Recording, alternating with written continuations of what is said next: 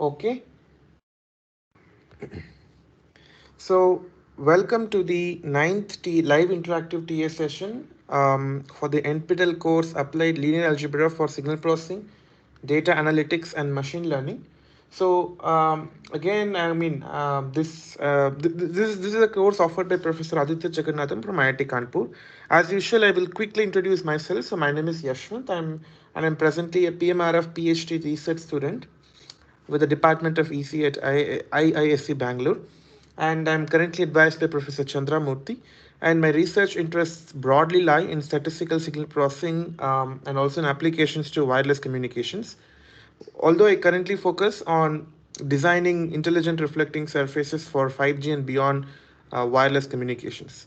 You can always contact me over this email, Yashvanth L at the rate of iisc.ac.in. And if you want to know more about me, you can navigate to this particular link and you can know more about me. So the topics covered, okay, I did not update this. So basically, the topics that we will be covering for today will be on Fourier analysis and applications to OFDM. Okay, so this is going to be the topic that we are going to focus for today. So Fourier analysis and applications to OFDM systems. So before we delve into some question answer, some problem solving session, let's quickly run over the summary of week 9's lectures. The first lecture started with the introduction to fast Fourier transform and also the inverse fast Fourier transform. So to illustrate what fast Fourier transform means, for example, let me consider let's see what FFT means. It is the fast Fourier transform means. Let's consider a sequence x of n as x of 0, x of 1, and so on till x of n minus 1. There are n data points or n length sequence. So an n length sequence. The fast Fourier transform, or it's also called DFT, discrete Fourier transform. Fast Fourier transform is one of the methods to implement discrete Fourier transform, but nonetheless, if you study this particular concept agnostic to the implementation perspective, then it's okay. Fast Fourier transform, you can assume to be something also called the discrete Fourier transform. Both are synonymous. Okay, discrete Fourier transform. So the fast Fourier transform of the data points x of n, or the signal x of n, which is of length L length signal. Okay, if for a L length signal x of n, the FFT is defined as x of k. So here FFT is also a vector. So if I think the original sequence to be a vector of n length, the FFT x of k is also an n length sequence where the k runs from 0 to n minus 1. So this is, so if you have input x of 0, x of 1, and so on till x of capital n minus 1, the output, the FFT, is given by x of 0, capital X of 0, capital X of 1, and so on till capital X of n minus 1. So the capital letter denotes, generally we assume that denotes the FFT of the original signal in the time domain, x of 0, small x of 0, until x of n minus 1. Now, this FFT x of k is also called the frequency spectrum of the signal. So basically, the fast Fourier transform measures so for example, like if you are consider x of n to be like a time domain signal, meaning that the index that you see 0, 1, and so on until n minus 1 are the time indices. So a time equal to 0, you have some x of 0, some amplitude. A time equal to 1, you have some amplitude x of 1, and a time equal to n minus 1, you have the some signal value x of n minus 1. So these are time indexed sequence. Suppose if you want to imagine the equivalent representation of this signal x of n in the frequency domain indexed representation, that is precisely your FFT. So for example, the capital X of k denotes what is the frequency content of the signal at the frequency small k. Okay, so that is basically the physical interpretation of this particular FFT, and it has a explicit expression given by this particular equation. You have summation over n equal to 0 to capital N minus 1 x of n times e power minus j 2 pi by capital N times nk. Okay, so for x of capital X of 0 means what is the what is the frequency content? What is the amplitude of the signal when the frequency is equal to 0? X of 1 means at the first frequency, discrete unit, what is the amplitude of the signal? So basically it measures the frequency content of a given signal.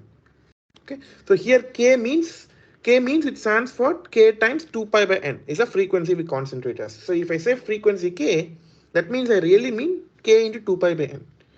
Okay, so see, this is a complex number, right? So basically this is a capital X of k is a complex number. So the magnitude spectrum. Yes. Okay. So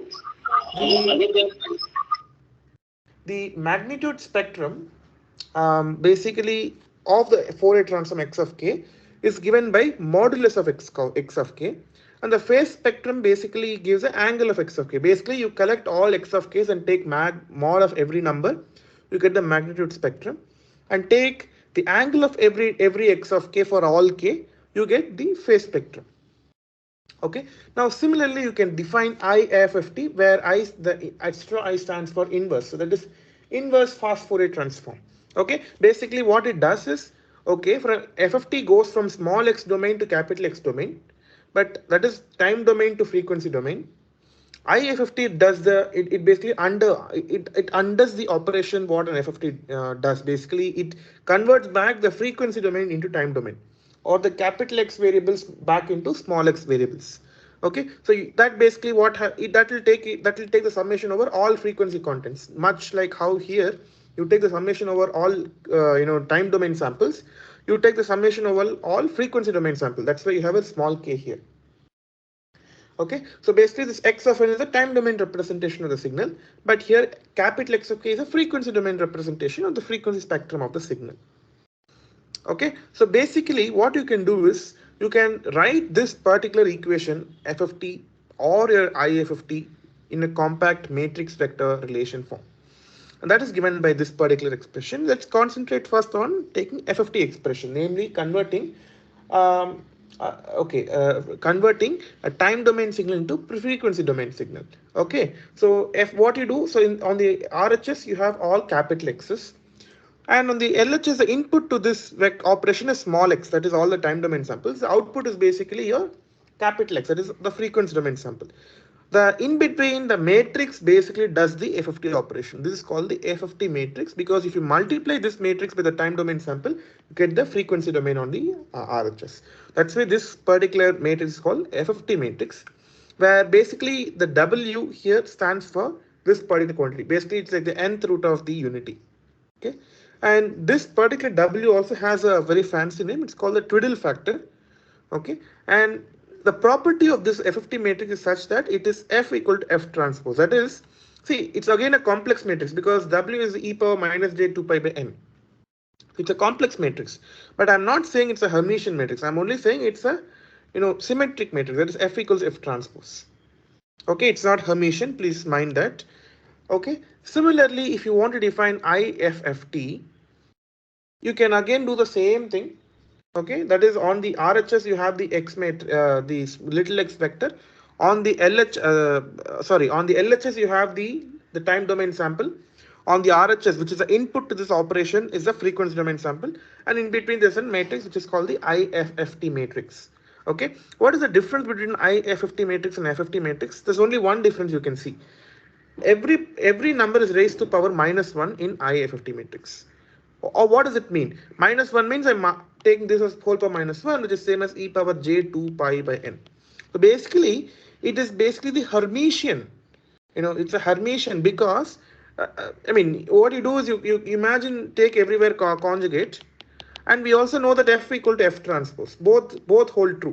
That means the IFFT matrix is basically the Hermitian of your FFT matrix, except for the scaling. This is a 1 by n factor. Okay, that comes in definition of IFFT matrix. Now there is a question on the chat: why divide by n in IFFT? That's a very good question. See, ultimately, these notation, the entire notion of FFT comes into picture for our convenience. Basically, you want to represent one signal in different forms. when you express one signal in different forms, the basic characteristics of the signal should not change. For example, the energy of the signal cannot change between, under different representation. If it changes, then that means you're changing the signal itself. That means the representation is no longer correct representation, right? If you see this particular x of k, okay, you have a summation over x of n. In some sense, the energy of this representation in the frequency domain is going to be something like n times it's going to scale. And now if you take the IIFT back, I should get back my x of n correctly. That means I need to have a 1 by n scaling back in my IIFT expression. So basically it's to preserve, ensure that, for example, when you go from time domain to frequency domain, again convert back to time domain, the signal that you reconstruct here and the signal that you reconstruct here both should be same. There should not be any difference.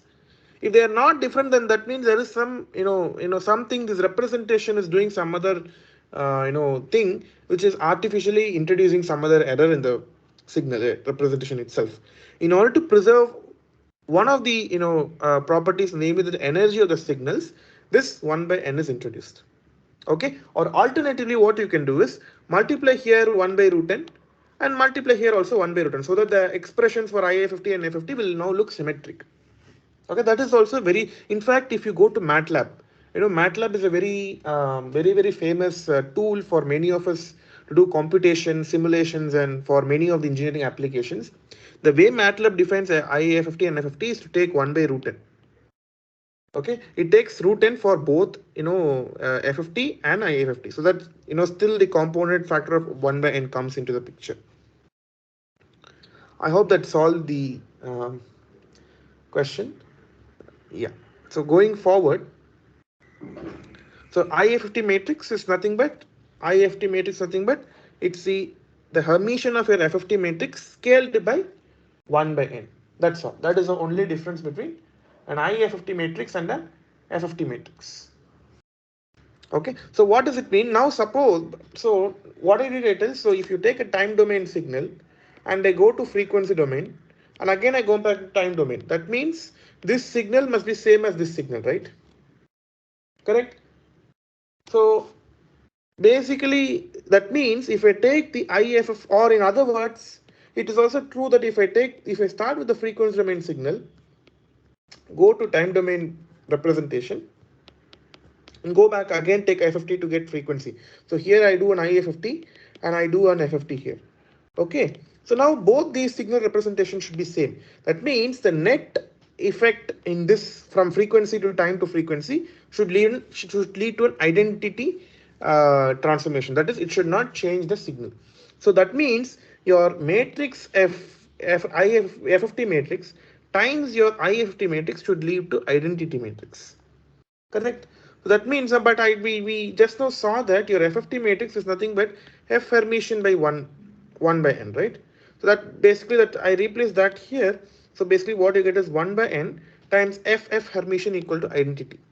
Or in other words, FF Hermitian is equal to n times identity.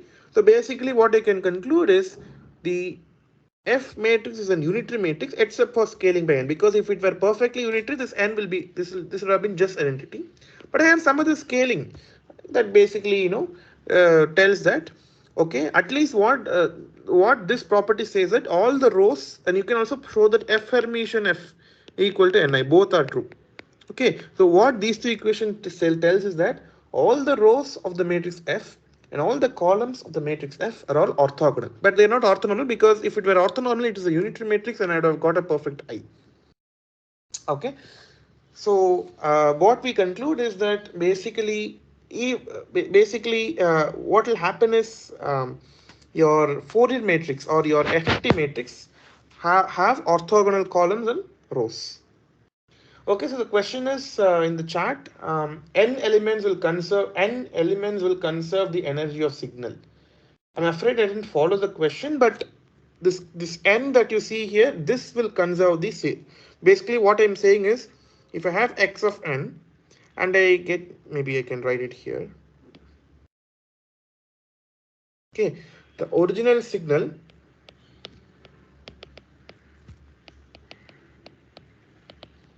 let's say x of n. let's say double transformed signal. What do we mean by double transformed? You take x of n, apply an IFFT, FFT, get capital X of k, again apply IFFT, get x dash of n. Okay, so if you do this operation, if you in this IFT operation, if you have 1 by n, okay, it implies energy in x of n is same as energy in x dash of n. Okay, so this 1 by n factor in the IFT expression will ensure that the energies of your original signal and the energy of your reconstructed signal from the frequency domain both will be same. And that has to be so. If energy is the different, that means I'm artificially changing the signal itself. And just by representing a signal in another domain should not do that.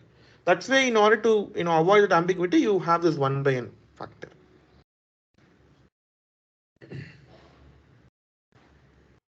Okay, so that basically is the first lecture on some Fourier analysis. If you have a Fourier, if you want to understand the frequency content of a signal, how well can I use matrix properties in order to understand the frequency domain? Because if you see this summation business is looking little ugly in the sense you need to compute this. See, you need to compute this particular expression for every k, and for every k you have a summation running for a small n equal to 0 to n minus 1. So it's like too much of calculation. But if you recognize and use the nice property that you can write as a vector matrix relationship, just this matrix, you take all your time domain samples, multiply with this matrix. At the same time, all the frequency domain samples will be obtained at one shot. Okay. Also, computing this matrix is not difficult because every element is just very simple. It of this form, w equal to e power minus j 2 pi by n. So this is a very, very efficient and easy method to basically compute the Fourier um, analysis. Okay. So this is the first lecture is about. The second lecture introduces the notion of orthogonal frequency division multiplexing. So this is very, very, very important. It's very, so all of us, we use mobile phones, and many of us don't know the technologies which run in the mobile phone. So today's, all the mobile phones that we have today in our hand, they run based on this modulation technique called the orthogonal frequency division multiplexing. Okay, it was used in 4G, it will be used in 5G, it is used in Wi-Fi. Everywhere the data transmissions happen through this particular technology called the orthogonal frequency division multiplexing. Okay, it's a very, very clever technique. So in order to again quickly give an overall idea of what this technology is about, let's go back to our conventional transmission communication between two nodes, namely transmitter and receiver, in a wireless channel. So basically you have a tower and you are a user, maybe it's nearby. There's a channel between the tower and the user, right? That channel is a wireless channel because you don't have a dedicated wire between your mobile phone and the tower. That's why it's called a wireless channel. Oops, sorry. That's why it's called a wireless channel. So let's say there's a transmitter, there's a receiver, okay, and there's in between a wireless channel. So now what happens is, suppose when the transmitter emits a signal, it will go and reflect, bounce off from variety of scatterers or obstacles, and then it will reach the receiver. Okay, and depending on where the scatterer is, it can go here and then come back. Okay, and since the location of scatterers are very different, okay, and so what happens, the length of each of these paths will be very different. As a result, what happens is, let's say I transmit a signal symbol x from the transmitter. So this path will carry the same symbol, same information x. This path will carry the information x. This path will carry x. This path will carry x. So there are multiple copies of the same symbol transmitted by the transmitter. But since the length of the propagation lengths are different, they will encounter different delay in reaching at the receiver. As a result, what happens is, all the copies of the transmitted signal arrive at different time instants at the receiver. Okay, this is also called the multipath effect in a wireless communication channel. Okay, so every wireless communication channel is impaired by something called the multipath effect. Now, is it useful or detrimental? It turns out that at a fundamental level, it can become detrimental because it leads to something called inter-symbol interference. Okay, so let me explain what inter-symbol interference is. Let's say the transmitter will not send just one data, right? It'll keep sending series of data and adjacent time slots. So first it is an x1, then it's an x2, and so on. It'll keep on going. Okay, that's what ideally this is the thing. For between in the time slot of duration capital T second, between 0 to T, the transmitter will send the symbols x1. Between T to 2T, it will send x2, some other symbol. The third time slot, the data symbol is x3. It will keep on going. This is the ideal receiver structure, or the transmissions diagram that you should have. But what happens in ISI is, see, you will start here, but you will not end at capital T, because you keep getting signals for a fixed duration of time. So for example, let's say there's a direct path here. This will come at, let's say, t equal to t naught. Now let's say the last path comes at t equal to t naught plus tau. There is all Since all the copies do not arrive at the same time, there's a delay in reception for the same data x1. So what happens is, at the receiver, there's going to be some spilling of this data over the next time slot, because the clock will be such that it is synchronized to the t seconds. Once the first capital T seconds over, the clock will then emit the next symbol. The transmitter will now emit the next symbol. Correct?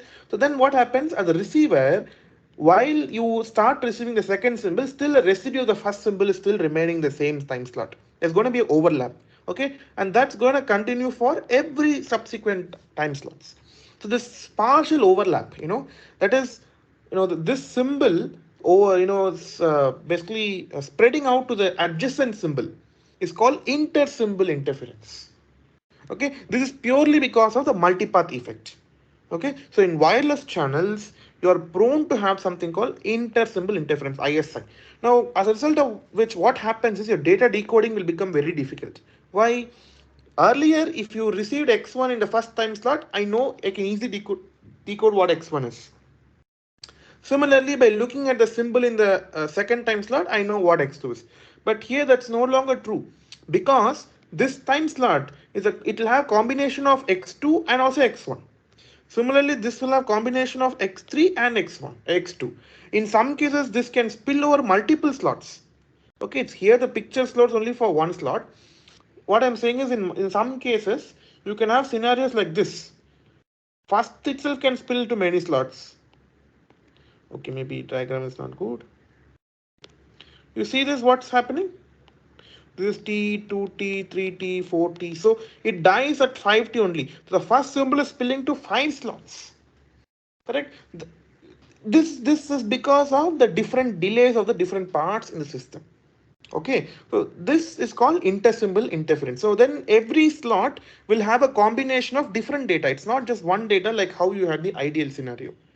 That basically makes the data decoding very, very complex. That is why if you go to an ISI channel, where the base channel introduces inter-symbol interference, the data decoding becomes very complex. They do something called equalization. That is, they will undo the effect that the channel has done to the transmitted signal. That is called equalization. Okay, the equalization for data decoding, even before doing data decoding, will become very complex. It will become high complex receiver. In order to remove this, one naive way to remove ISI is what? Make T larger. Okay, if you make T larger, what will happen? Let's say, okay, something like this. For example, make T equal to 2T. Then what will happen? It will come, okay, maybe I will draw I will draw the diagram for this only. For example, this diagram that I show here, if you make T equal to 2T for this diagram, then what will happen? This will come, it will split. But the second will start only here, because T equal to 2T now. This is your new T dash equal to 2T. Second will start here, go here, and then will go down. So now you see, they are not spilling with each other. They are now far separated. Correct? So what you do, make T larger, or Alternatively, I mean reduce the bandwidth of your signal. That is because bandwidth and time are related as inverse relationship. Bandwidth is equal to 1 by capital T. Okay, so you can do that, but so that you exactly get something like this. Here, this kind of a this kind of a system will not have any ISI. But the main problem with this kind of a scheme is that you're going to do inefficient utilization of time resources. Because earlier you used to transmit, let's say if your new t dash equal 2t, you are at least transmitting two symbols in two time slots. Now you're doing only one symbol in two time slots. So as a result of which your data rate that you can pump in out of the system is going to be less. It's going to be less, right? So I don't want that to happen. The solution to avoid your um, the ISI and still maintain the data rate is basically given by OFDM. Okay? It's a very, very elegant technique. It basically avoids ISI while multiple byte by using multiple subcarriers for transmission. That's all. Okay. So in order to understand this better, let's just go over what professor had discussed in the class. You consider the channel model at time t equal to m times t, where t is some unit of time, like the capital T that denoted here. Something is also called the sampling time. Okay, so at an arbitrary mth time instant, that is your t equal to mt. Okay, at the mth time instant, you have the contribution from x of m, but not just that, you have contribution from the previous time sample until L minus 1 time samples. So these terms, except the first term, is what is due to ISI, intersymbol interference. Okay, this is basically the intersymbol interference. If I did not have these terms, it is just this term plus noise. Noise is inevitable. Just the first and the last term, it is an ideal channel. These extra middle terms is what is called the intersymbol interference. It arises due to multipath. Okay, multipath effect. Okay, so basically the delay spread, that is a delay spread to the receiver from different paths. Okay, it is such that it spells into LT seconds. That's why you model it as L, that's why every symbol will spill to L time slots in future.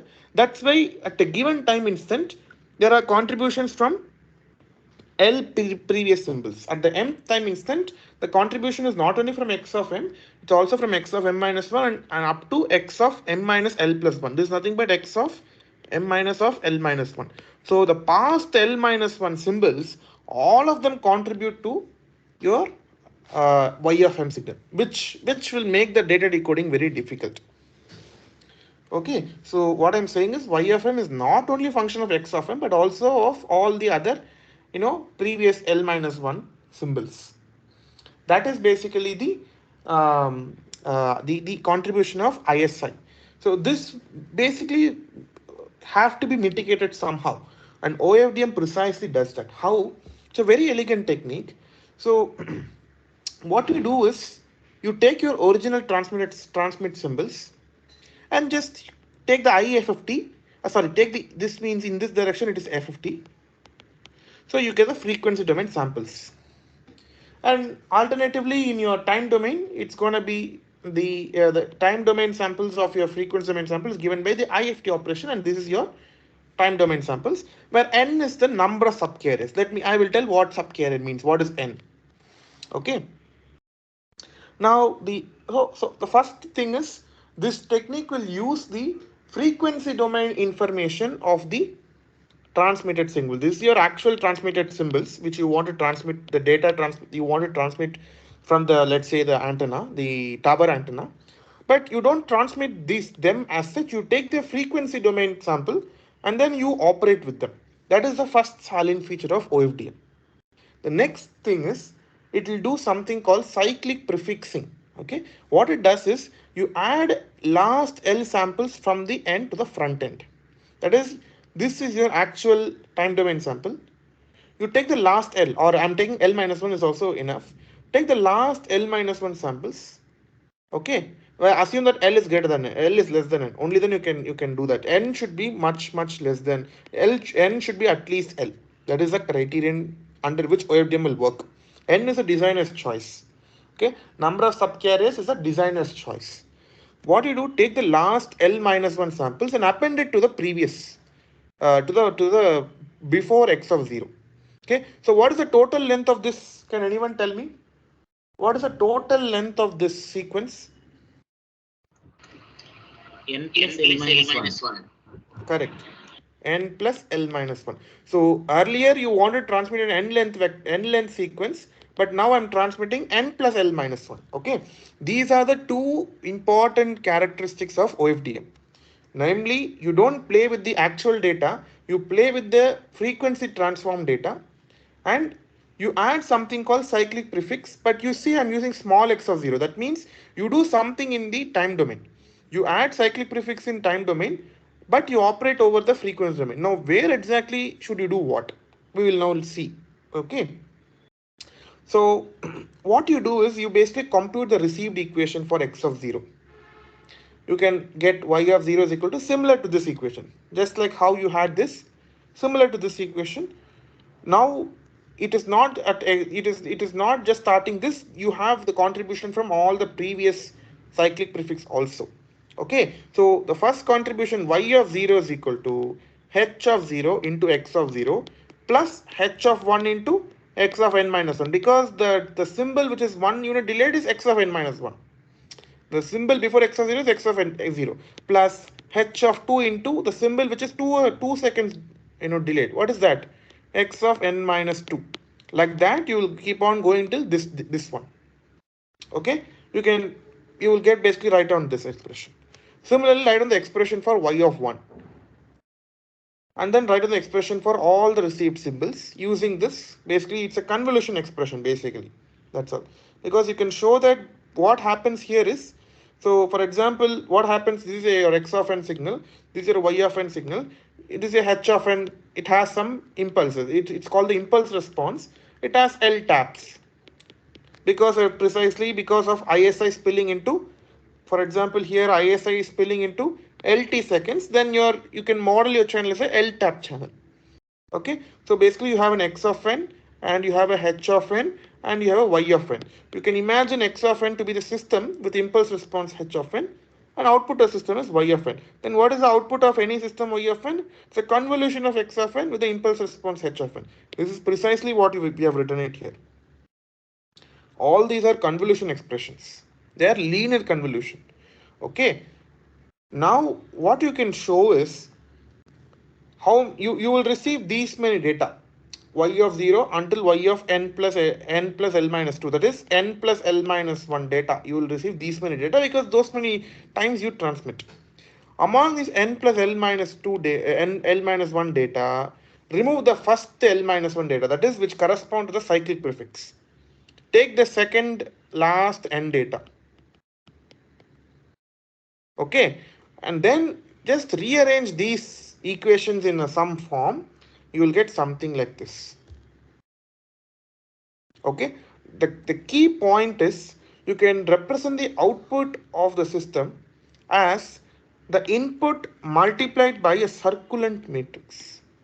For example, if you did not do this CP cyclic prefix job, you can write down and show that this will not be a circulant matrix. I want it to be a circulant matrix. I will tell you why. Okay, the CP, this cyclic prefix, will essentially introduce a circulant channel. That is very, very beneficial from an implementation view. I'll tell why. Okay, it introduces something called circulant channel. Okay, now see, till now I've talked everything in time domain. I told here, okay, I should operate frequency domain. Now where should it come? We'll see where it comes.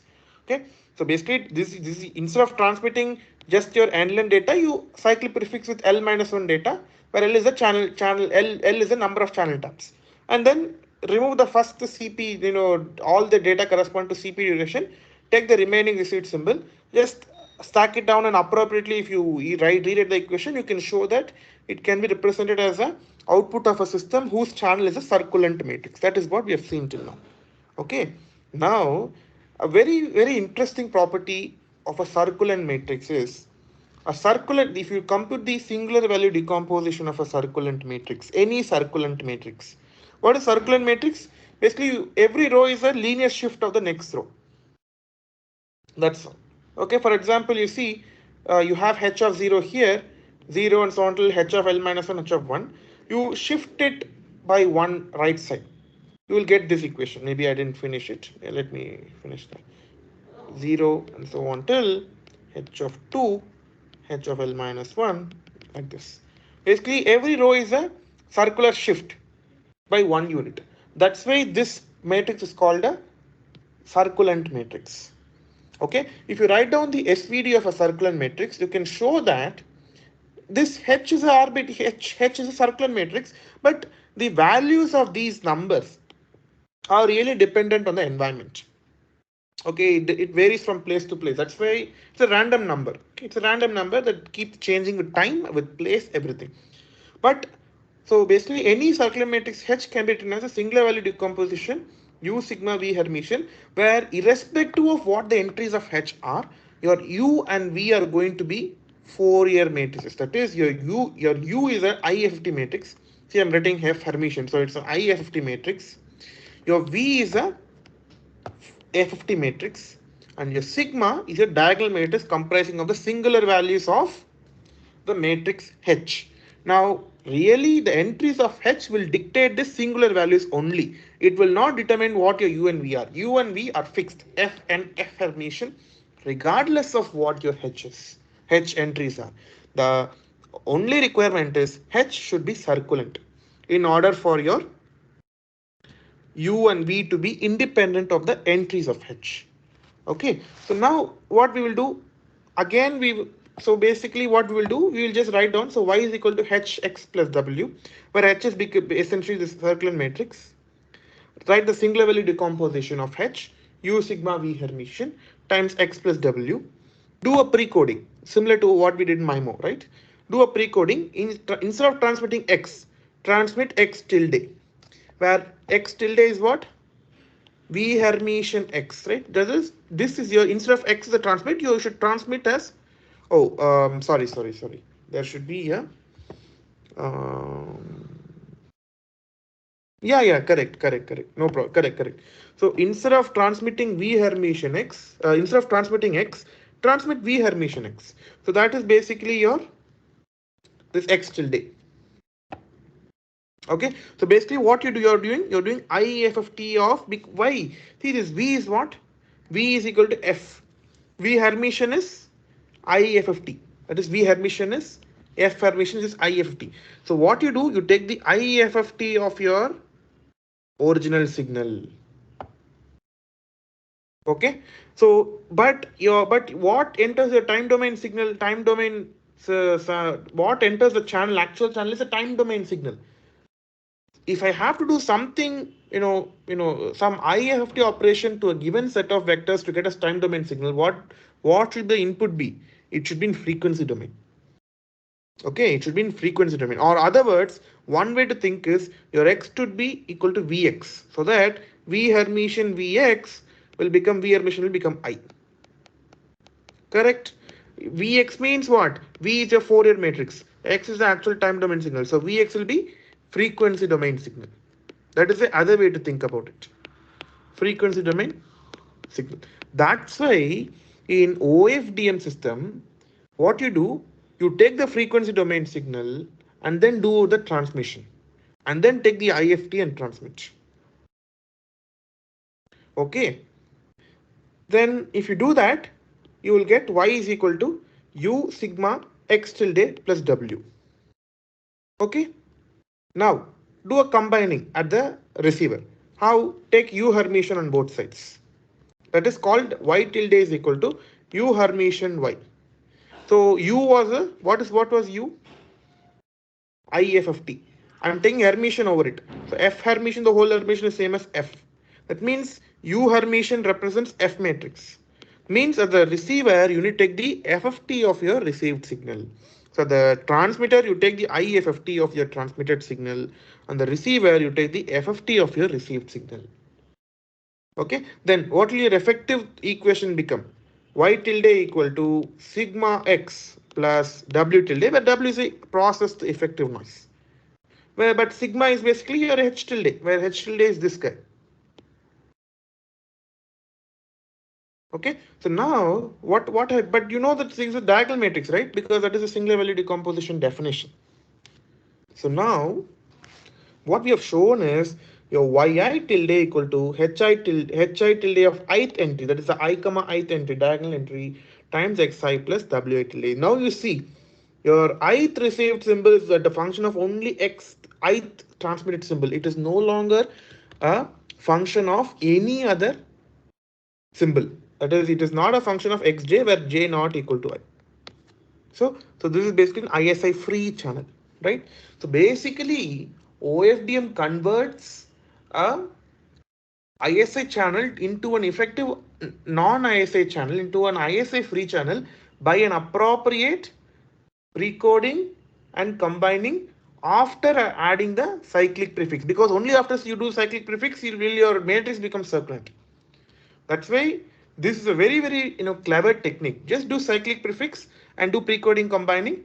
You're gonna get away with the job. So basically, you can show that this is your effective um, effective system. You have a transmit vector. Take the IFFT and get a time domain signal. And the cyclic prefix should be added in the time domain. So add cyclic prefix. Then it will go into the actual channel. Then it adds some noise. Then remove CP. This effective channel is a circulant channel.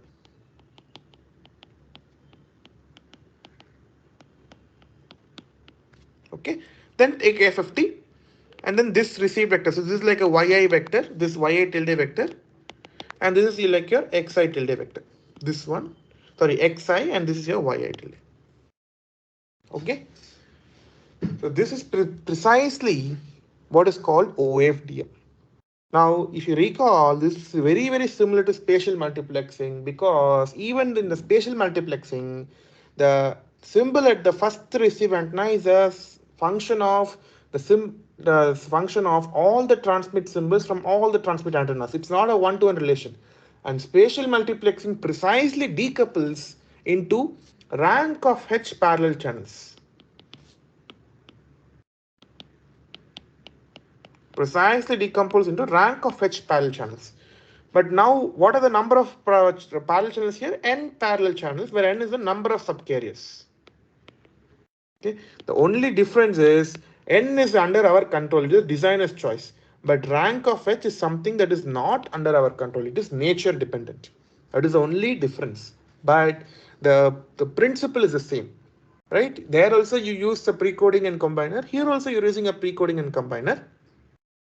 In fact, this OFDM precoding combiner is more beneficial. Why? Because your precoding is your IFT operation. Your combining is an FFT operation. It is universal. That is the speciality of OFDM. This you can implement your precoding and combiner at any place in the world. You do not need to know what are the values of channel matrix. But unlike in your spatial multiplexing, it was your again the same thing, the right singular vectors, right? But in turn there, the values were dependent on the number of the values were dependent on the channel entry.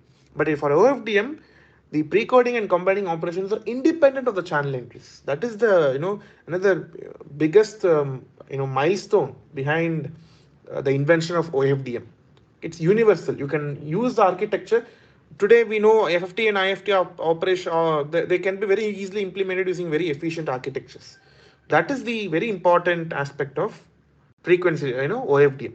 Why it's called OFDM?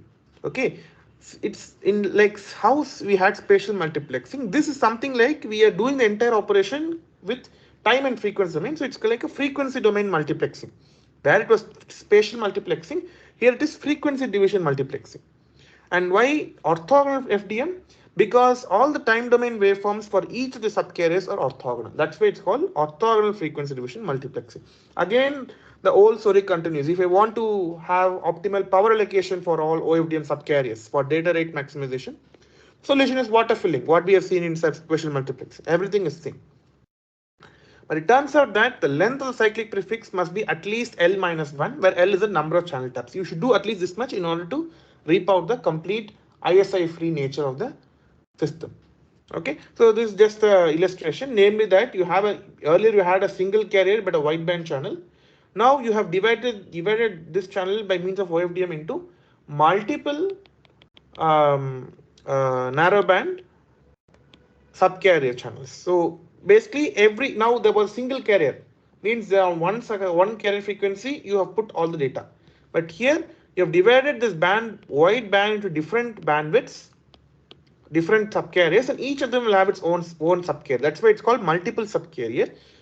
So basically the OFDM will enable you to obtain high data rate without intersymbol interference because of this nature. See, yi is a function of only xi, not any other xj where j is not equal to I. Fine. So this is about OFDM. There's another technology called the SCFDMA, which was the third lecture for the fourth lecture in professor's class, namely the single carrier frequency division multiple access. So OFDM is generally used in downlink application. That is, namely, whenever the base station wants to transmit a signal to the user, some data, then for the downlink application, you use OFDM. But when you go for uplink application, that is when the user wants to transmit some data to the base station or the tower, it turns out that the OFDM will have some problem, okay, which the UE cannot overcome. The same problem is also there in downlink, but base station can overcome that problem. It can defeat that problem, but UE cannot defeat that problem in the uplink application. The problem is something called the PAPR. It's called the peak to average power ratio. Okay, I mean, we will talk about it if we get time today, but it's a problem. Okay, so in order to combat that, use single carrier for uplink. OFDM uses multiple subcarriers, but in SCFDMA it is single carrier in uplink. Then how do you get rid of ISI? Yes, that's a good question. So we strike off a trade-off. We end up having some equalization, but the equalization is now going to be in the frequency domain. Okay, so the key idea in SCFDMA is don't take a IFFT at the transmitted. Means you don't transform your transmitted data into frequency domain first. Only then, why? Because if you do this, then you need to do IFFT to transmit the data in time domain. Correct? So don't even do this frequency domain, symbols transmission, frequency domain symbol transformation, which means don't do IFFT at the transmitter, like what your OFDM did. Okay, then but you add a cyclic prefix alone. That is, you remove this block, and these are not frequency domain symbols, they are time domain symbols. Directly time domain symbols go through a cyclic prefixing block. Okay, then you can show that again by removing the first cyclic prefix part. Your receive equation is y is equal to hcx plus w, where hc is a circular matrix. Again, hc can be represented as f Hermitian lambda f, something like the singular value decomposition or eigenvalue decomposition. Now, so basically what you do, you make multiply f on both sides. So just take the FFT at the receiver. You get something like this, a y tilde. Now what you do something called single tap equalization. Note this lambda is basically diagonal, but it's a frequency domain channel because we are now in frequency domain. I have taken the FFT at the transit receiver. We are in the frequency domain. That's why it's called a single tap equalization frequency domain. Why single tap? Because it's a diagonal channel. Okay, so that means multiply by lambda inverse on to y. Then you get something like this, y double tilde equal to fx plus lambda inverse w. Now take IFFT at the receiver, f Hermitian and f Hermitian. Okay, then what will happen? It just becomes triple tilde equal to x plus some noise. So this is basically again a diagonal. This is an ISI free channel. The difference between OFDM and SCFDMA is that you add cyclic prefix in both the operations, but in your OFDM, you do IFFT at the transmitter and FFT at the receiver, but in SCFDMA, you do both the operations in the receiver itself. Okay, who is the receiver now? Base station is the receiver in uplink. That's why base station can handle very complex operations, because it's a very powerful device. But our mobile phones are not very powerful because we want to reduce the power consumption of our mobile phones. So we cannot build very complex architectures in our mobile phone. So we don't want to use OFDM for uplink transmission. Okay, so UE does not have to use high complexity receivers. The last aspect of the this week was on the applications of linear algebra into linear dynamical systems. Okay, so basically, if consider that there's a system whose parameters are uh, parameterized by n variables, v1 of t, v2 of t, and so on till vn of t, meaning that and these parameters of the system govern the state of the system is dynamically varying with time. That is, with time, these values keep on changing. Okay, and linear dynamical systems are those systems where they are basically linear systems whose characteristics change dynamically with time. That is, they keep changing with time. So, to be very precise, what are linear dynamical systems is the differential of your state. Okay, that is basically you differentiate your state. That should be a linear function of your actual state. If that holds true, then it is called the linear dynamical system. Okay. This is also called autonomous LDS, that is linear dynamical system, because there is no input that drives your control system. On the other hand, if you have an input that drives the control system, then you will have additional matrix q times u, where u is the actual input that you apply. For example, in control systems, people talk about actuators and sensors and so on and so forth, right? So if you want to model your system with these kind of components, exactly you will have these kind of this linear dynamical systems to be the right modeling approach. I think 1 or 2 weeks back there was a question on tracking of radar, whether Wiener filter is used in radar or not, and that time I pointed out to something saying Kalman filter, right? So Kalman filter and linear dynamical systems have very close relation. In the sense, why? Because if I assume these V1 to Vn to be like the position of your target, right? If your target is moving, then all these guys will keep changing with time. And essentially what we need to do there is track the object, right? So basically it is no longer like local. You have to, in every time instant you need to find out absolutely where the position is with respect to the previous position. Now how much has it moved? That's called tracking. You have initially found out where the object is or the target is, then you need to keep tracking where the target is moving. That's like a radar. So basically these kind of applications are more modeling is more useful in radar applications. So Kalman filter and linear dynamical systems are very close cousins of each other. You can take a look at that. It's called Kalman filter, where basically the characteristics changes with them. The solution to the LDS is given by characterized by something called the matrix exponential. It can be defined as using the Taylor series expansion. This is one way to use. The other way to easily compute the matrix exponential is by using the eigenvalue decomposition of the matrix H. For example, H is what with respect to which you want to take the exponential. For example, the idea is that if you write H is equal to u lambda u inverse, then H power n is equal to u lambda power n times u inverse. Then you can put this in your e power th in Taylor series expansion, and you can finally end up in this kind of an expression where u times e power t lambda into u inverse same as where this middle matrix e power t lambda is nothing but taking the exponent to every diagonal entry of the matrix. So basically it boils down to taking a scalar exponential rather than a matrix exponential. Take a scalar exponential on both sides or to all the lambda 1, lambda 2 and so on to lambda m, multiply by u and u are inverse on both sides, you get e power lambda h. It's very easy. Okay, so this was basically the crux of the summary of the tutorial. Sorry, the lecture. We're now going to jump in tutorial. Okay, so we're going to now study very interesting viewpoint of Fourier series. Okay, so the first question is on Fourier expansion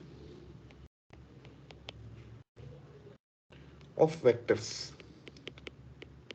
Okay. It's a two-part question, but it's a very interesting question actually. Very interesting question.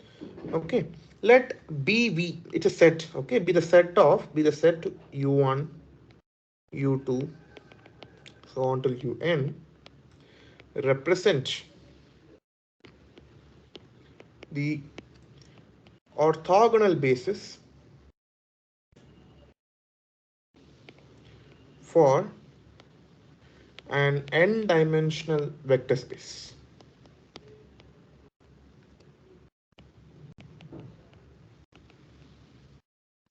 V. Okay, so what do you mean by orthogonal basis? That this BV set spans the entire vector space, and each element of the BV set, that is U1, U2, they are all orthogonal vectors. Okay, and they are linearly independent. That is the meaning of orthogonal basis for this n-dimensional vector space V. The first question is, show that if any vector V in this vector space V is such that your V can be written as linear combination of the basis vectors Ui,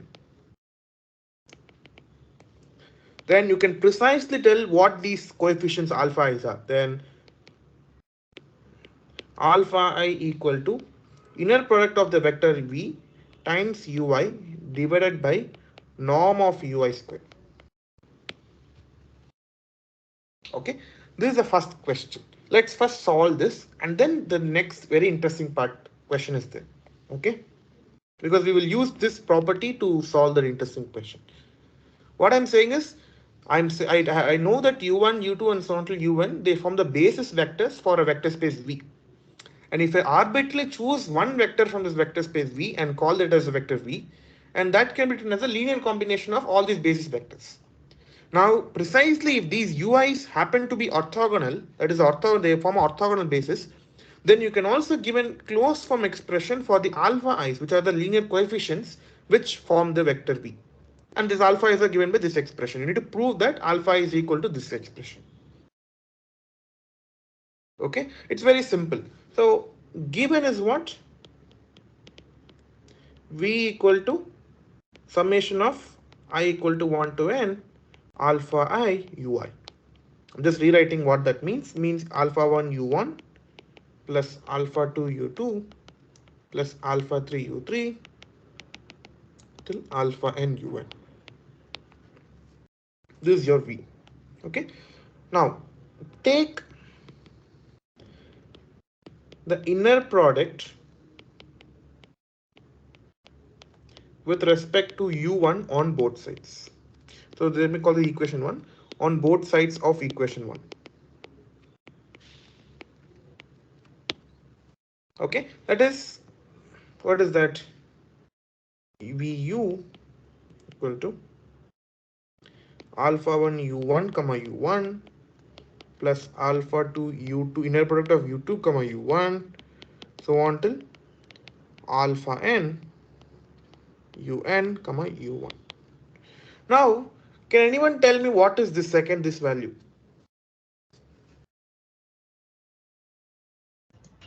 Zero because they are orthogonal. Correct. This is 0. What will be the third term? Yeah, inner product of U3, U1, that's 0. Yeah, correct. All are 0. What is this term? That's also 0, Again, right? 0. Okay. So what remains is only this term. The first term will not be 0, correct? Because it's nothing but alpha 1 into norm of ui square, u1 square. So what does it mean? Alpha 1 equal to inner product of v times u1, sorry, there's a u1, divided by norm of u1 square. Okay, and this is exactly what we had to prove for, but this is only the proof for I equal to 1, because you see alpha is equal to ui, but if you put I equal to 1, I get what I decide. I need to show this for all I from 1 to n. Now, can anyone tell me how to show the same thing for alpha 2?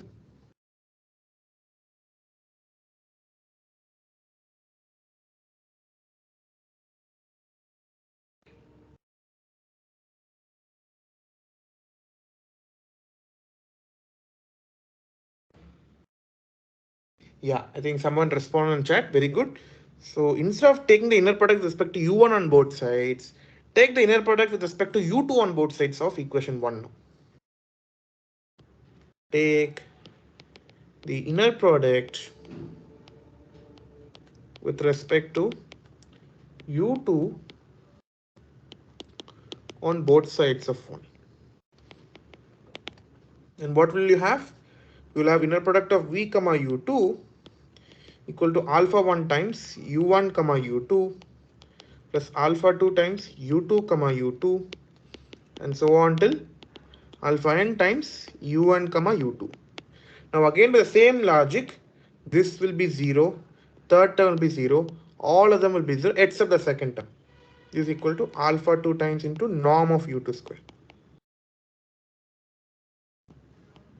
Norm square of u2. So means alpha 2 equal to v comma u2 by mod of u2 square. So in general, take the inner product with respect to ui on both sides of equation 1 to get directly alpha I equal to inner product of v comma ui divided by norm of ui square. Okay? Okay, fine. Now is the interesting part. I don't know how many of you know this viewpoint, but that is very, very interesting. So the B part, okay?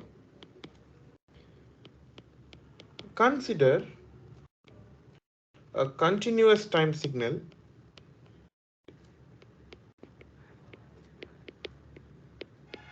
x of t, okay, which is periodic.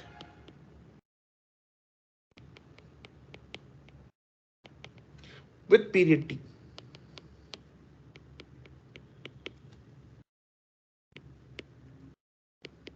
What does it mean?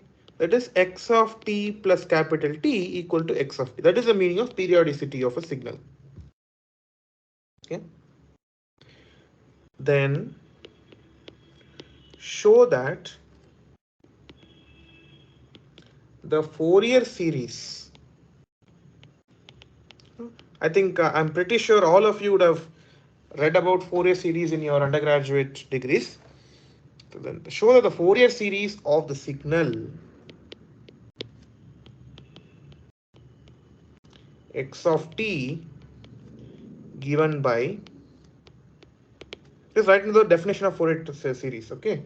X of t equal to summation of n equal to minus infinity to plus infinity Cn times e power j 2 pi by capital T times nt, where Cn is given by the integral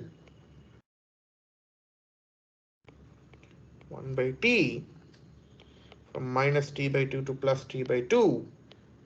It's t by 2. X of t into e power minus j 2 pi by t nt dt can be obtained as the representation of the signal x of t under an appropriate choice of basis dv and an inner product. Okay, so basically what this question tells is, okay, Fourier series is no longer just the definition of something. Many of us were introduced that Fourier series is defined as. It's really not the definition. We will prove why this is the indeed the case, under which you can prove that this is the expression for Fourier series using some linear algebra mathematics. Okay, it's just not a definition. It's not just like you should take it on faith. You can prove that if x of t with Cn defined as these three equations, they form the definition of Fourier series. How? The thing that the fundamental understanding behind Fourier series is that you basically want to represent one signal under two domains, very similar to Fourier transform, right? That is your f of t. The same signal you're representing in two domains, time domain and frequency domain. In linear algebra terms, you can associate time domain with one basis, frequency domain is with another basis. Basically, you're representing the same signal or same vector in two bases. That is essentially the concept of transform theory. And so is Fourier series. Instead of representing your x of t in one of the time domain basis elements, if you represent it using some other basis given by some frequency domain basis, or some other basis, then the resultant expression for the resultant signal is going to be the Fourier series definition. Okay, and the question what I'm asking is, show that it can be represented like that, and also choose a basis. What is the choice of basis so that you can do this job, and the choice of inner product so that you can do this. Okay, so Mr. Anupam is asking, two bases may not be orthogonal. Yeah, I mean, that's okay. I mean, it's okay for them to be not orthogonal. What is important is within a basis, all the vectors should be orthogonal. You need to choose a basis such that all the elements of the basis are orthogonal. Okay, so let's solve this very interesting question. This basically should tell us that Fourier series is not just the definition. It is more than that. It is to do with the crux of going into the depth of linear algebra. It's just you should view Fourier series or Fourier transform as change of basis, for representing the same signal. That's all. That is the high level idea of behind the transform theory. So first, what I want to do is solution is, since it's periodic signal, it's periodic with period t, capital T, right? So it's enough if I characterize the signal within one time period, capital T. Okay. So I'm gonna write that first. Since the signal is periodic in T, it is sufficient to characterize the signal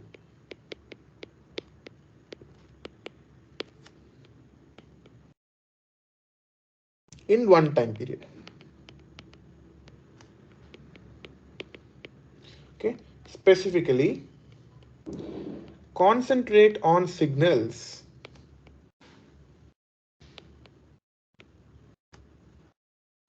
between the time duration minus t by 2 to plus t by 2, because this forms what is the duration is nothing but t, which is a period. Time duration is t is a period. Time duration is equal to 1 period. So just concentrate between in the interval minus t by 2 to plus t by 2. Now I'm choosing the basis. B be defined as the set e power j 2 pi by capital T n t, where n is a set of integers, that is, so on e power minus j 2 pi okay, 2 pi by t into 3t, e pi minus j 2 pi by t into 2t. I mean, minus means because it's a minus 3, that's why. Then e power minus j 2 pi by t into t. Then e power 0, 1. Then e power j 2 pi by capital T into t. E power j 2 pi by capital T into 2t, and so on. Okay, it's a infinite set, right? It keeps, this basis doesn't have just a few finite elements. It's also a countably infinite set. It's an infinite set. So can anyone tell me what is the dimension of the vector space for which this is a basis?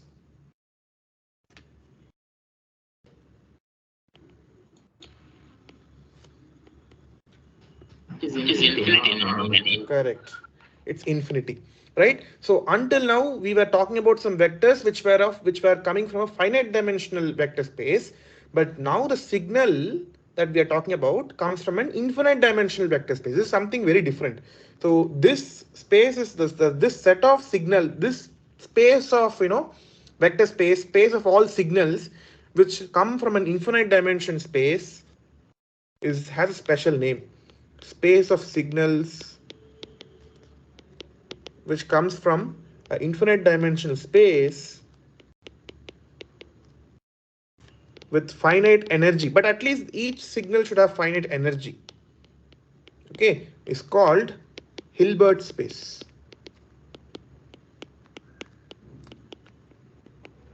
That's just a side information, but that's nothing to do with anything more. But just wanted to know that, just want to say that this basis now contains infinitely many elements. Okay, so this is a base. Concentrate on this vector. This set. I've still not proved that this is a basis. I'm only saying consider this set. Okay, the claim will be next is to prove that this is a basis.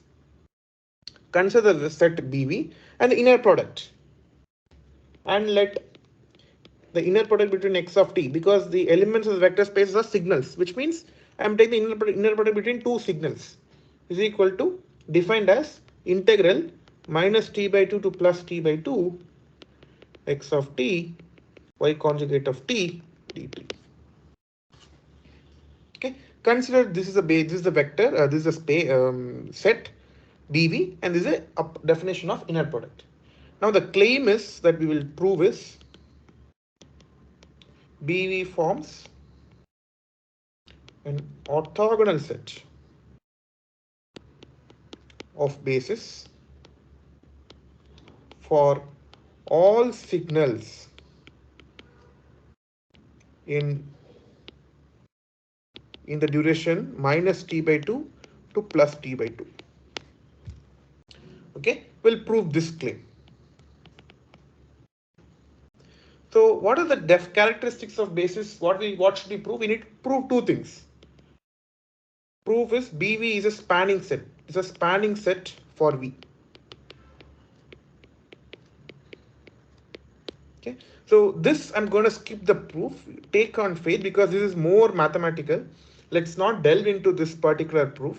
Take on faith that all these elements can be used to span any signal in this particular duration minus t by 2 to plus t by 2. Okay, now the second is what? All elements in BV should be orthogonal for an orthogonal basis. Correct? That means inner product, that is, if un and two elements are from the space V, then the inner product must be 0. Okay. It is easy to prove. Let's prove this. Okay, so let un be e power j2 pi by t nt, the nth element of the base of the vector of the set BV, and equal to e power, sorry, not a vector, e power 2 pi by t mt. Okay, both of them belong to BV. Okay.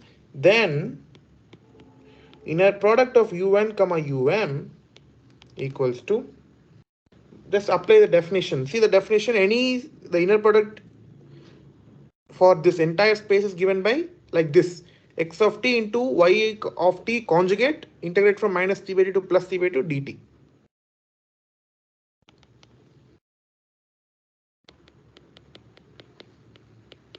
Into the conjugate, it is minus j 2 pi by t mt dt. Okay, this same as minus t by 2 to plus t by 2 e power j 2 pi by capital T n minus mt dt. It's a simple integration problem. The answer turns out to be, okay, if n equal to m, then this guy will become 0. N minus m is 0. So e power 0 is 1. Then your integral un comma un, which is basically a norm of n square, un square, or the norm square of un, equal to t. Because integral this e power 0 is 1, and I'm integrating 1 from minus t by 2 to plus t by 2, which is equal to t itself. If n not equal to m, then integrate this exponential. That becomes e power j 2 pi by capital T into n minus m divided by j2 pi by capital T into n minus m. See, note that n and m are integers because that's how I've defined all my BV. See, n belongs to set of all integers z. Okay, so n and m are integers, so n minus m is also some integer, non-zero integer, as long as n is not equal to m. So call this as k, which is a non-zero number, non-zero integer. Okay, nothing but e power, but I mean this is the integral, and limits are minus t by 2 and plus t by 2. This is what you can show that this is nothing but 1 by j2 pi by capital Tk into this, there's a t here, into e power j2 pi by capital Tk into t by 2 minus e power minus j2 pi by capital T into k by k into t by 2. T cancel, 2 cancel, 2 cancel, T cancel. This basically gives us 1 by j into 2 pi by capital T into k into e power j pi k minus e power minus j pi k. This is nothing but 1 by 2j into j square into, sorry, maybe 1 by 2j into 1 by j2 pi by capital T into k into sine pi k. Now, can anyone tell me what is the value of this?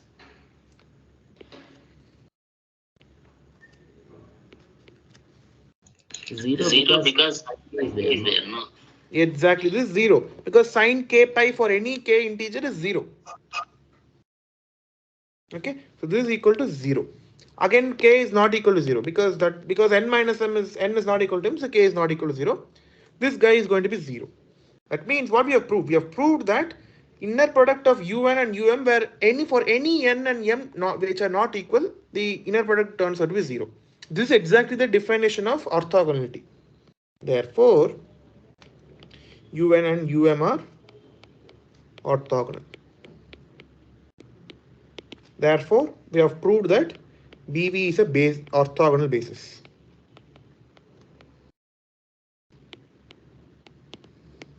Okay, what does it mean? Every signal in x, every x of t, or maybe I'll write this, every signal x of t in the space V can be written as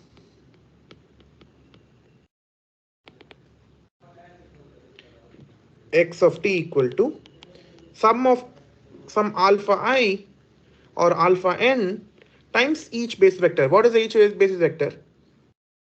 Basis element, exactly these guys. E power j 2 pi by capital T into nt. N ranges from minus infinity to plus infinity. Now, okay, how to find alpha n? Use result 2. Result A. That is, I know that these base elements form orthogonal set. Then that has a precisely the closed form expression for alpha n. Okay, what was alpha n? Inner product of x of t and the nth base element e power j2 pi by t and t divided by the norm of this guy, norm of e power j2 pi by cap t and t square. Okay, but what is the norm of this guy? This is same as inner product of e power j2 pi by t and t into e power j2 pi by t into nt. What is this? This inner product with itself? That's what we proved here, right? If n equal to m, this is the case, equal to t. This is true for any n, right? So this inner product is equal to t. Means the denominator is t. What is the numerator? Inner product of x of t with e power j2 pi by capital T and t, by definition, is of the inner product. It's minus t by 2 to plus t by 2 x of t into e power minus j because of the conjugation sign inner product into 2 pi by capital T into nt dt. Now the denominator has a t, therefore your alpha n equal to 1 by capital T into integral minus t by 2 to plus t by 2 x of t to e power minus j2 pi by t nt dt. Therefore, let's summarize. X of t can be written as n equals minus infinity to plus infinity. Let me write Cn now. Alpha n is same as Cn. Let Cn equal to alpha n into e power j2 pi by capital T and T, where Cn equal to 1 by T minus infinity to integral minus infinity to plus infinity x of t into e power minus j2 pi by capital T into nt dt. And this is precisely what in our undergrads courses they defined as the Fourier series. See, here we did not define Fourier series, we derived Fourier series.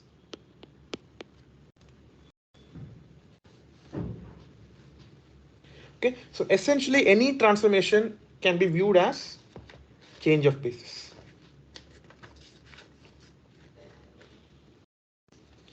Okay, so it's 7:22 now. What I will do is I will do the second question and I'll stop the class little early. Let's say I'll take 20 more minutes and I'll finish the class. Now let's go to question 2. Explain the time frequency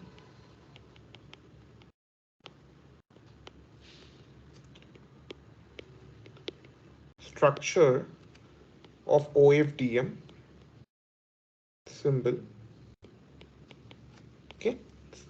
Second question is, and what is the effect or what is the effect on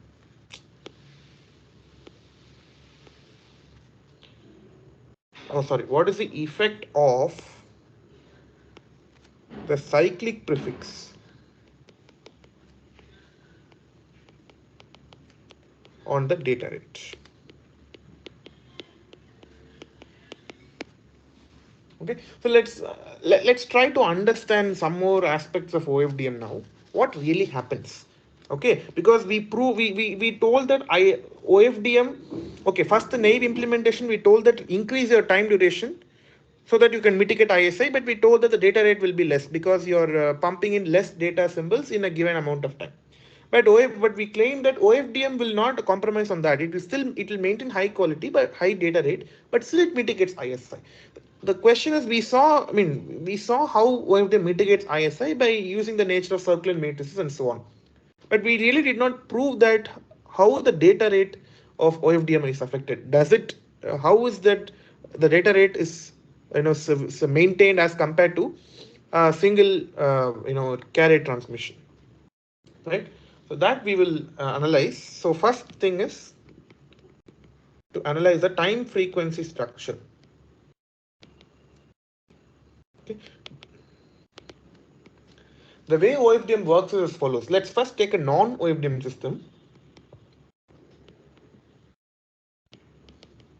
Okay, in non-OFDM, that is, you don't do multiple subcarrier. What you do is you just take the time domain waveform. If you see,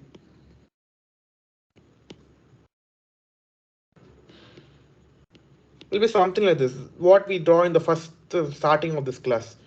For every t durations, you will have x1, x2, x3, and x4, and so on. These will be the data symbols that you want to transmit, and this is your x of t, capital small t on x-axis.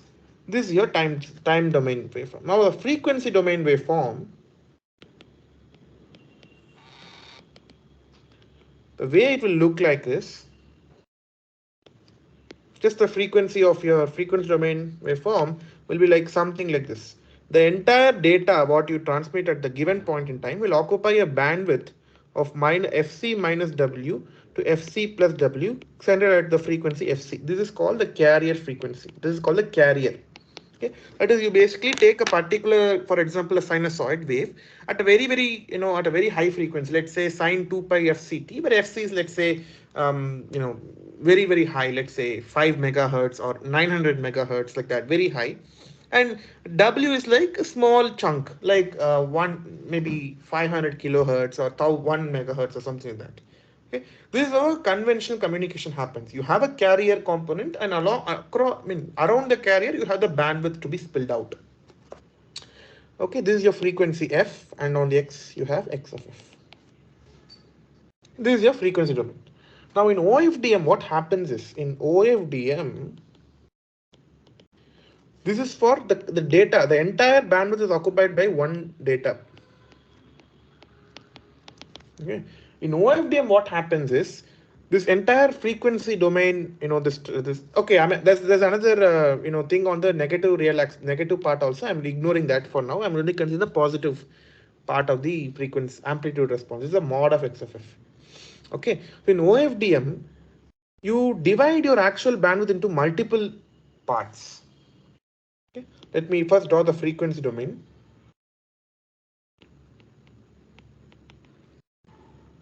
Okay, mod of x of f. This is your x. This is your f. You have a carrier component fc, and you have a bandwidth fc minus w to fc plus w. The entire bandwidth is now divided into several chunks. For now, I'm just showing five subdivisions, but in general, you can have several. So now everything is, this particular chunk will have its own sub carrier called FC1. Now the next small bandwidth will have its own carrier called FC2. Let's say the middle carrier is same as FC. Okay. Maybe another is, this one will have FC4.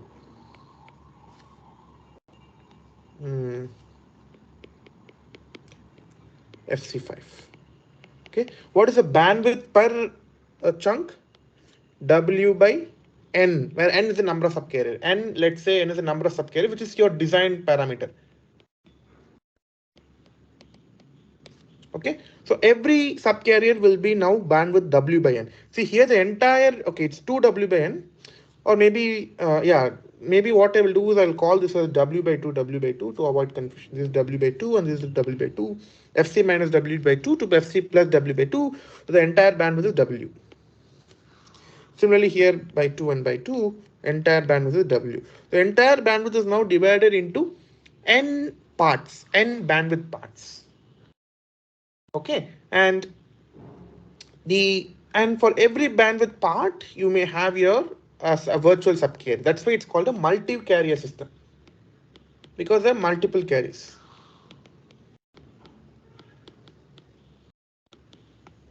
It's a multi-carrier system. Now, okay, if you write on the time domain, in time domain, how will it look?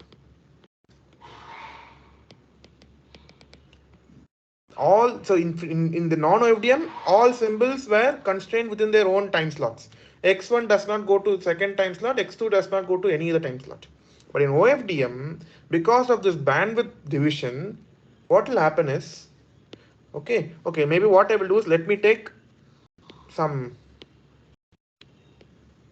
n time slots, where n is precisely the number of subcarriers that you want to design, nt, okay, in your non-OFDM case, to compare against. In your OFDM, nt, if you take this entire nt duration, all the symbols will be there. If it's a function of all symbols, x1, x2, and so on till xnt. Here, every symbol was localized within t duration only. It doesn't spill to anyone.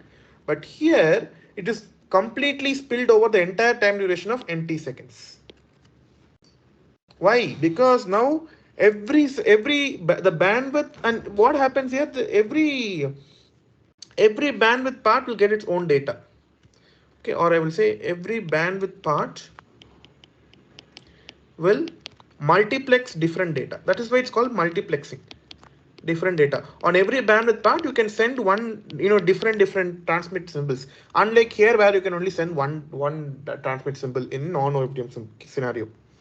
Okay, that's why for the entire nt duration, now since the bandwidth per symbol duration has decreased by n, the symbol duration will exactly, since its symbol duration is inversely proportional to bandwidth, it will increase by the factor of n. That's why every symbol has now grown till nt compared to just t. Okay, this is t and next t. Okay, now let's compare the rate between to, okay, rate comparison, that is a data rate. What is the bits per second that you can achieve between non-OFDM and OFDM? In non-OFDM, okay, we send n data symbols separately in nt seconds. Correct? Because you see, in 1 second, in 1 t seconds, only one symbol is sent. The next t seconds to x2. The last nt seconds xn. You send n data symbols in nt seconds. So what is the data rate? What is the rate? Yeah, tell me. What is the rate? How many bits are we sending per second in this system? 1 by NT. Correct. You So 1 send by n data symbols in nt duration, which is same as 1 by t or equal to w. WBPS. It is a band. W is a bandwidth. I send the bandwidth amount of bits per second in non-OFDM system. In OFDM, we send same n data symbols, but not separately. Why? The entire duration of nt is clubbed, is occupied by all the nt symbols or all the n symbols. Combinedly in nt seconds. Or maybe jointly is a better word.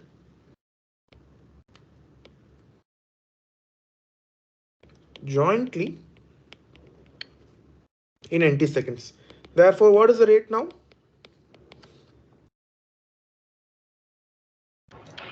same again. Correct. Because I'm still sending the n data symbols in nt seconds. So, OFDM and non-OFDM will not have any change in data rate. Correct? But what is the advantage of OFDM? It removes the ISI from the system, which non-OFDM cannot remove. Basically, what it tells is you can achieve the same rate in OFDM with very low decoding complexity at the receiver.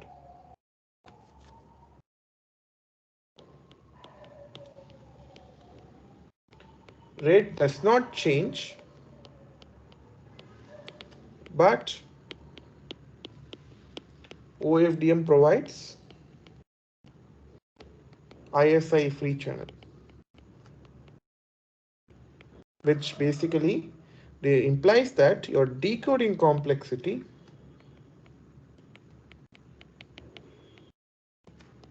is very small.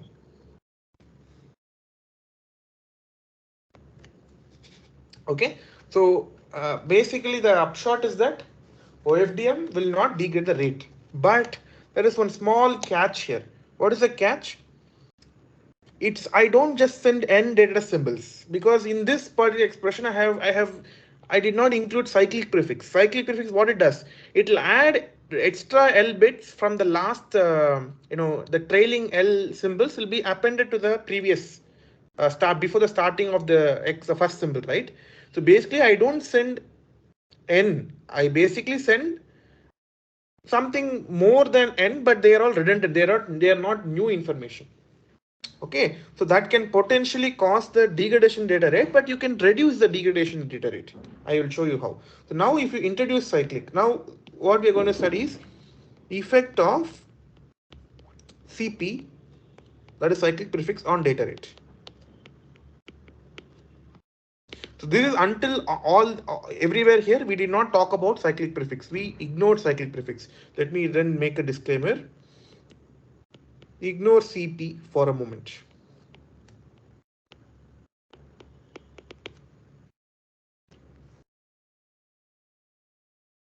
Okay, so then effect, now we'll study if you put CP, what is the data rate problem?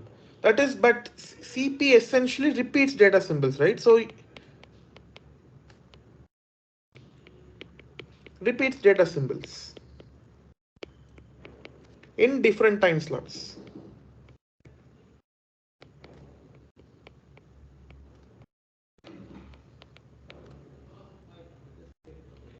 Okay, that means there can be a reduction in data rate. Why? Because exactly we can tell the loss in the data rate is nothing but the length of cyclic prefix duration, length of CP divided by the total data length of OFDM symbol. Because you're essentially repeating data in the length of CP duration. You're not sending anything new, right? So that means it's wastage. You're trying to waste resources in order to compensate for better ISI free channel and hardware receiver complexity and so on. Essentially, it can reduce your data rate, right?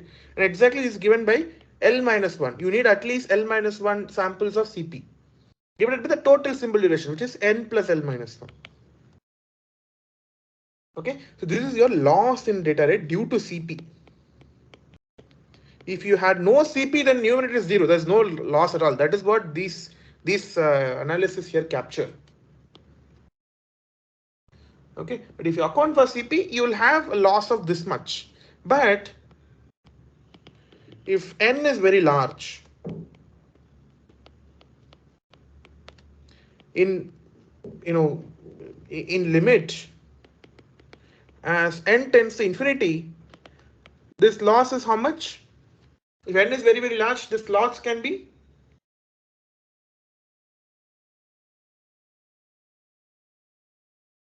made to 0. Correct.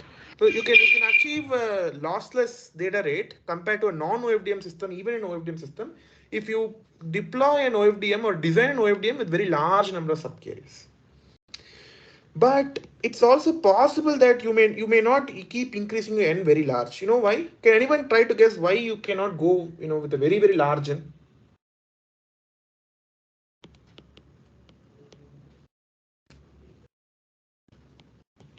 Can anyone try to guess why there should be an upper limit on N? The answer lies in this picture. This picture.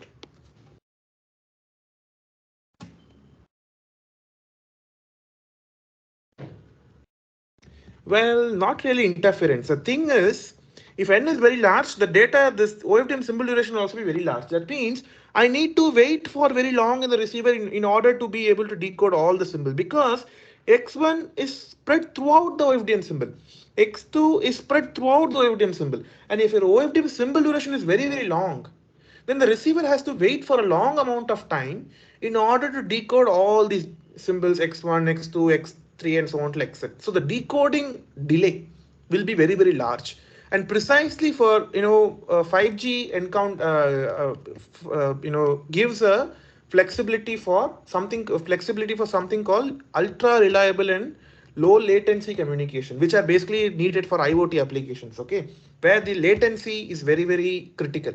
You cannot wait for a very large amount of time. It should be immediate. In those kind of cases, your number of subcarriers of the OFDM symbol duration should be small. So there exists a upper limit on N, which is imposed by practical limitations. So there's an N has an upper limit because of decoding delay requirements. Okay, so let's try to give an example, a numerical example. It's a real-time study case. What is used in 4G systems? It's also called It's called example. Let's give an example and then we'll stop for today. Y max in 4G systems. It's called Y max in 4G systems. Okay, so Y max basically it's a standard in 4G, which, for example, if you consider N equal to 256, this is 256 subcarriers, and B equal to 15.625 kilohertz bandwidth per subcarrier. That is your W by N is your 15.625 kilohertz. That is W, which is the total bandwidth, divided by N is equal to 15.2625 kilohertz. So what is W? N into 15.625 kilohertz, and N is 256. You can show that your W, this is nothing but 4 megahertz. Basically, what this OFDM system does is you chunk the entire 4 megahertz total bandwidth into 256 sub bandwidth parts, such that each part is now having a bandwidth of 15.625 kilohertz. Okay. Now, what is the OFDM symbol duration? Can anyone tell me?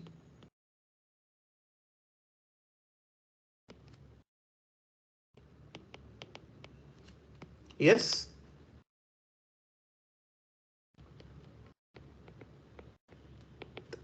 We wrote down here, right? This one. NT equal to NT, which is nothing but T is nothing but N by W, right? So N is nothing but 256 divided by 4 megahertz, 4 into 10 power 6, which is equal to 64 microseconds. So the OFDM symbol duration is 64 microseconds. Now suppose Y max is a standard in a particular place at CP, which is 12.5 percentage of symbol time. Okay, that is your CP length is equal to 12.5 percentage of 64 microseconds. Nothing but 12.5 by 100 into 8 equal to 8 microseconds. Okay. Then what is the total duration of OFDM including CP? Can anyone quickly tell me? 72 microseconds. Correct. Total duration comprises of both from data and from cyclic prefix, equal to symbol time plus CP. That is 64 microseconds plus 8 microsecond equal to 72 microseconds. So this is the total duration of OFDM. Now tell me, what is the number of samples in CP? Because L minus, see, I'm essentially trying to characterize this loss in data rate, which is defined as the ratio of number of samples in CP versus the number of samples in the OFDM, total OFDM symbol. So I want to compute number of samples in CP. Can anyone tell me what is this? Or I'll write, this is nothing but a CP duration divided by sampling time. That is the small t equal to t. This is nothing but 8 microseconds divided by 1 by bandwidth. Nothing but 8 into 8 microsecond into 4 into 10 power 6, which is same as 32. Okay. And number of sample, okay. So that means, oops, sorry. The length of your cyclic prefix equals 32. What is the total number of samples in OFDM symbols? I think this should be easy.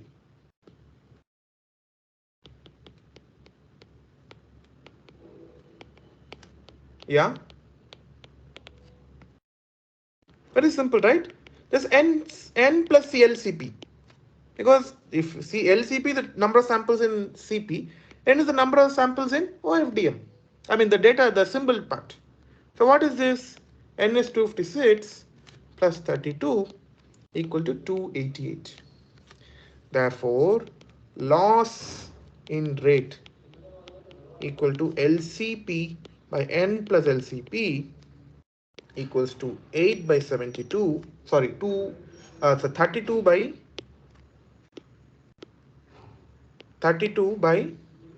288, which is approximately 11.1 percentage. Okay, therefore, so if the channel were ISI free and we obtain x bps, bits per second, okay, then with the same decoding strategy between a non-OFDM symbol, between a non-OFDM and OFDM, and between an ISI and a non-ISI channel, same decoding strategy in an ISI channel using an OFDM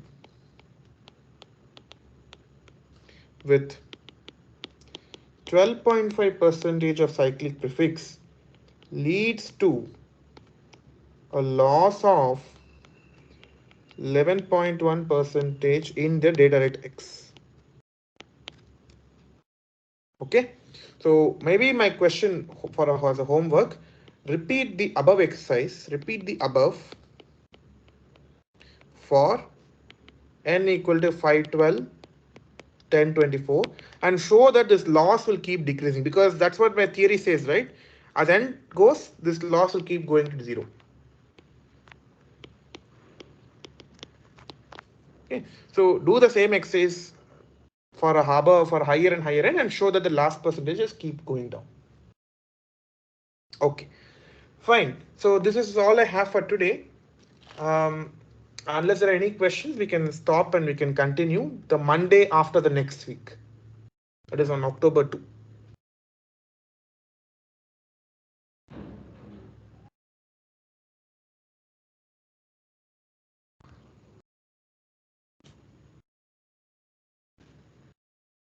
Are there any questions?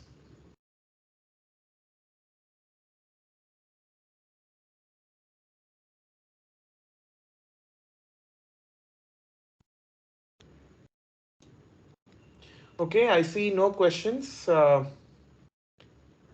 We can stop for today.